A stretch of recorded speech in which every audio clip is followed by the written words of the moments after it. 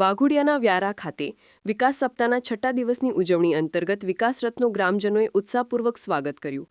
વડાપ્રધાન નરેન્દ્રભાઈ મોદીના અવિરત માર્ગદર્શન હેઠળ ગુજરાતની વણથંભી વિકાસ યાત્રાના 24 વર્ષ પૂર્ણ થયા છે. આ 24 વર્ષ દરમિયાન ગુજરાતે અનેક સિદ્ધિઓ પ્રાપ્ત કરી છે. આ વિકાસ ગાથા જનજનમાં ઉજાગર કરવા મુખ્યમંત્રી ભૂપેન્દ્ર પટેલના નેતૃત્વ હેઠળ રાજ્યમાં તારીખ 7 થી 15 ઓક્ટોબર 2025 દરમિયાન વિકાસ સપ્તાહ ઉજવાઈ રહ્યો છે. તે અંતર્ગત વડોદરા જિલ્લામાં વાઘોડિયા તાલુકાના વ્યારા ખાતે વિકાસ સપ્તાહની ઉજવણી કાર્યક્રમ વિવિધ મહાનુભાવોની ઉપસ્થિતિમાં યોજાયો હતો. વિકાસ સપ્તાહના છઠ્ઠા દિવસે વિકાસ રથનું આગમન વાઘોડિયા તાલુકાના વ્યારા ગામે થયું, જ્યાં ઉપસ્થિત નિલેશપુરાની કારોબારી સભ્ય યોગેશ પટેલ તાલુકા પંચાયત પ્રમુખ, હિતેન્દ્રભાઈ ગોહિલ મામલતદાર, દીપેશ પટેલ તાલુકા વિકાસ અધિકારી સહિત અન્ય મહાનુભાવોએ ઉષ્માભેર સ્વાગત કર્યું હતું. કાર્યક્રમની શરૂઆત દીપ પ્રાગટ્યથી કરાઈ અને વ્યારા પ્રાથમિક શાળાની બાળાઓએ પ્રાર્થનાની રજૂ કરી હતી.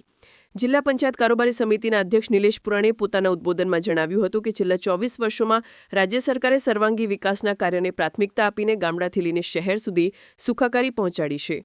સરકારની વિવિધ યોજનાઓ થકી બધાને લાભ મળી રહ્યા છે. સમૃદ્ધ ભારતના નિર્માણ માટે તેમણે સ્વદેશી અભિયાનને લોકઝુંબેશ બનાવવા માટે આહવાન કર્યું હતું. એમણે વધુમાં જણાવ્યું કે આ બધી યોજનાઓથી ગામડાઓનો સર્વાંગી વિકાસ થયો છે અને અમે આ વિકાસને વધુ વેગ આપવા માટે કટિબદ્ધ છીએ.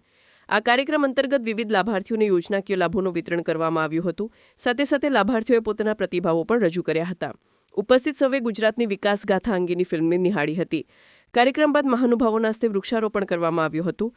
આ કાર્યક્રમમાં આંગણવાડીની બહેનો દ્વારા પૌષ્ટિક વાનગી પ્રદર્શન યોજવામાં આવ્યું હતું.